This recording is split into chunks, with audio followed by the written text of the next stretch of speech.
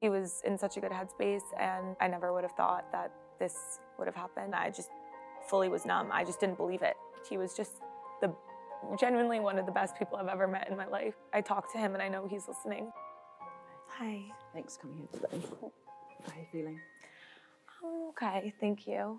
I feel like my life has changed so much, and I think about Liam every second of every day. It still doesn't feel fully real for me that he's not here. Sometimes, I'll wake up and it's a reality I have to face for the rest of my life that he won't be here. But I think the nights can be obviously the hardest as it's quiet and dark and I just, alone. Have you had any sort of help, any professional help, any therapy? Have you? Yes, I've been seeing therapy, which has been super helpful, and I would recommend that to anybody. Is that like a grief counsellor, or is that grief just... counseling? Oh, wow. Mm-hmm. Okay. I definitely do cry most days. I think that it's still so raw for me. It's been almost 4 months, and it's sometimes it feels like it's been forever ago, but then sometimes it almost feels like it was last week. So yeah, I've been extremely, every day it's a sad day for me. And can I take you back to that day? You'd obviously flown home 4 days prior, back to your home in Florida. Why did you leave Argentina? Originally, we thought we were only going to be in Argentina for about a week, give or take, a little less, a little more. And after 2 weeks, I had a responsibility. We had a responsibility. We had our dog. And obviously, I never would have thought this event would have occurred. I never would have thought that this would have happened. Yeah. Where were you when you found out that Liam had died? I was in our home alone. I was with our dog. So I was alone, and I just still thinking about that it's just insane to me. I was actually scrolling on TikTok right before I got a phone call, and that's how I found out, unfortunately. Who made the call? One of Liam's friends called me, so. And can you remember that call? It's literally blacked out in my head. I didn't believe it at first at all. I genuinely thought it was just a rumor, or some made up thing that somebody made up just to get views online. And instantly I just had a bad feeling in my gut. I was like, why would somebody make this up? I just completely blacked out. I felt just numb because I was like, this can't be true. And when I officially found the news to be true, it just, once again, I just fully was numb. I just didn't believe it. Did you do anything like ring him or text him or try and... I did. I tried to call him. I called pretty much everybody. I just, and when you're in that mindset, you just call, it's just insane. Just my mind was, I just remember pacing around the house. I wasn't able to sleep at all the first night. And in a way, I was almost in a way happy that I didn't sleep because I was terrified that of any dreams I would have. It would be almost like a nightmare, but turned into a reality.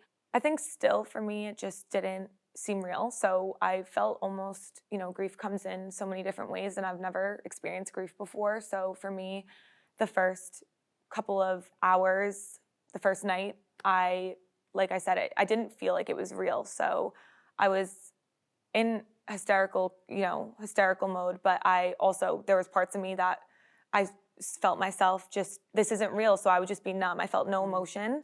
I think one thing for me that was a really big kind of a reality that really sunk in that he wasn't here when he was obviously in Argentina and I left, we just moved into a new house. That's when it finally, I remember just sitting on the couch with my mom, and that's when I just completely broke down, and that's when I think everything shattered for me, because that's when I realized I'm never gonna see him again. He's never gonna we're never gonna be in a home again together. It was just, that's when it really did hit me. Can you remember the last text messages that you guys sent each other? Yeah, once again, I think the last message from what I remember that I sent him was, I can't wait for you to come home and for me and Nala to be a family again together, and I can't wait for you to see the house, because obviously he knew I was decorating it. So that's the last message that I messaged him.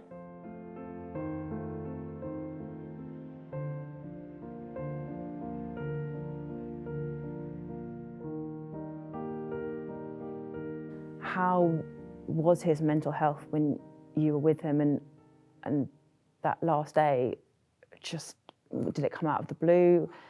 Do we know what happened or what triggered him or anything? I think with addiction, you know, you never know when it's gonna come out. It's a really serious issue that I think is undervalued and underspoken about. You know, like I said earlier, when I left Argentina, we had such a great day, and he was in such a good headspace, and we were in such, you know, great, you know, we just full of love, and I never would have expected any of that to occur. And Liam's funeral, how was that for you? Can you put into words that day? I went with my mom, my friends that were also friends of Liam's. We all went together, and I had, once again, like such a great support system. It was so great to have all of those people that I loved and Liam loved so much by my side that day. The funeral was, you know, beautiful, and it was a day, you know, I'll never forget. And you could just feel Liam in the room with you. I'm going to ask you a little bit about Liam's drug taking and his mental health. And, you know, he spoke a lot about getting help, and he went through various stages of sobriety. As a partner, that must have been very, very hard to watch someone you love self-destruct and go through hard patches, but I'm guessing you supported him as much as you can. Yeah, I stuck with Liam through, you know, thick and thin, and I think love is so, you know, optimistic, and you just hope that everything will work out between, everything at the end will work out. Did you ever foresee him dying young? Because I think he spoke saying he thought maybe he would die young or something. No, I never, you never think that the worst possible thing can happen to, no matter what it is, whether it's a family member getting sick or just a car, like it doesn't matter. You never ever think that's going to happen. And it's just, I never would have thought that it would ever, have turned out the way it did. And I'm still just, wrapping my head around it. If I could see into the future, I would have never, left Argentina. But, unfortunately, we did have our own separate lives. Like, this wasn't the first time we traveled separately together. We would, quite often here and there in the past. So I never would have thought this would have happened. You met when you were working, Mm-hmm. and you were in a restaurant kind of bar. Yeah. And your boss, I was his server, messaged you to say, we've got Liam Payne. Mm-hmm. And did you think, hold on, Liam Payne is a guy that I had a childhood crush on? Yeah. I was, kind of starstruck, but I also... Yeah. Did you go home and like put more makeup on or change your outfit or anything like that? No, I didn't have time to do that. I'd have definitely strategized it. Yeah. I kind of just, went up to him. I was so nervous at first. I turned around the corner, and at that exact moment, now that we have spoken about it, he said, I'm not leaving this bar until I get this girl's number. And then I went back up to him. And did he look as good as you imagined? Oh, yeah. I mean, he's a beautiful guy. Mm-hmm. From the moment I met Liam, I genuinely believe that we were soul ties. We were meant to meet. I was definitely kind of starstruck, but I think the thing that I was mostly thinking about was just the connection we had. I never, when I even got that message, I never ever first thought like, I'm going to be, dating this man. I'm going to be together with this man. We lived on different sides of the world. He has a career. I just started a new job. I didn't think anything of it like that, but I was excited to see where it went. And I just think even the conversation we had, when like the first night we met was so strong. I was just so excited to talk more and just get to know him better on a more personal level and show him around Charleston. And, on our first couple, we went bowling together. We went to lunch. That was your first date, wasn't it? Mm-hmm. Yeah. And then you met the next day. Yeah.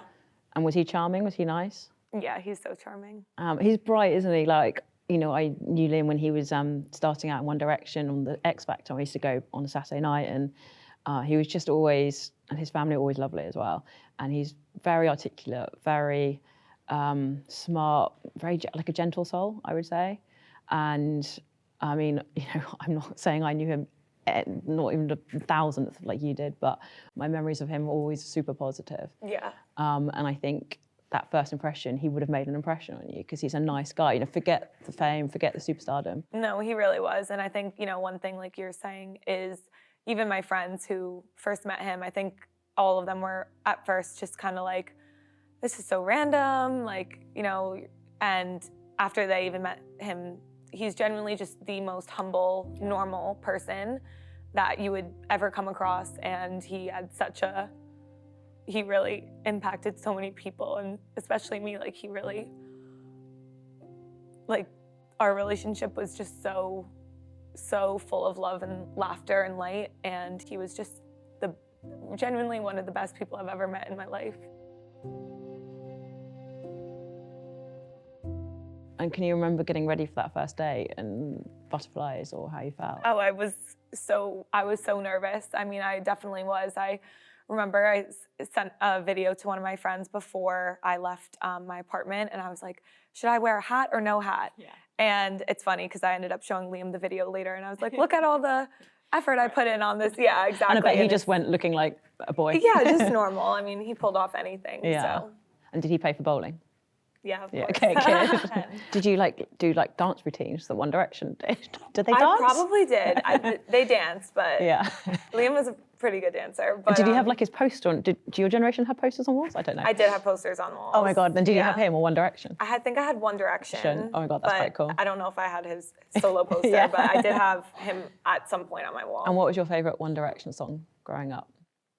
Best song ever or Little Things. I think everybody had hopes for One Direction to do a reunion at some point. So, you know, Liam, One Direction was such a huge part in his life, and he would have been more than happy in the future to do that. And how's the fan reaction been from One Directioners? I'm getting so much support and love from the fans, and I know that's what Liam would want. I understand that some of the more negative comments come from a place of loving Liam and concerned and, you know, caring for Liam. So I understand that because I, you know, love Liam too. So yeah. I think when I hear One Direction or Liam come on, I honestly can't really listen to it right now. I think it makes me even a little bit more emotional. So normally I'll just turn it down. Just one day I'll be able to listen. I was, you know, putting in headphones to fall asleep with, playing some of his music, but